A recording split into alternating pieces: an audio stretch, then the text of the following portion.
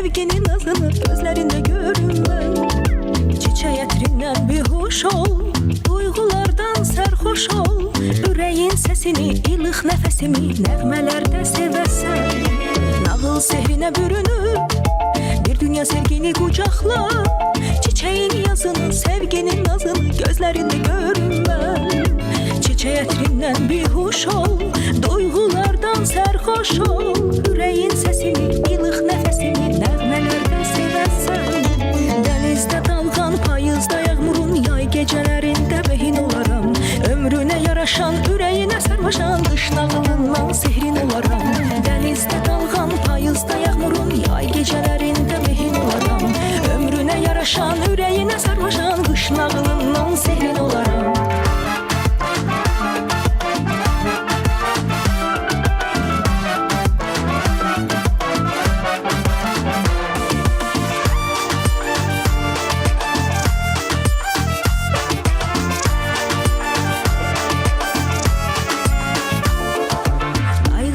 Kaçırıp seni yerden uçurup sihirli xalçam ile ulduzlar sırasında nur çelengin olarım.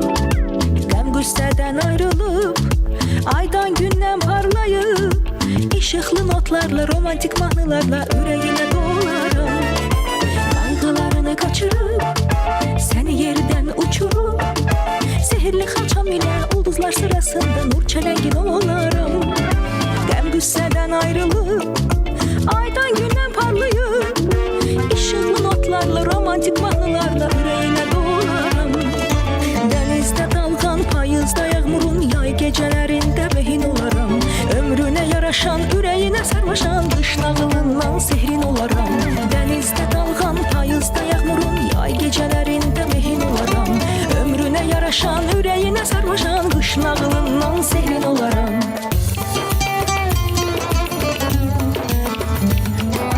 İstihanalar, tek darıxmalar içime dolar. Gözlerime bak, ellerimden tut beni buralardan atlar. Bu romanın kahramanlarıyıq biz özümüzü de sevək. Dünya var edirsə həyatda çox şirin olur diye.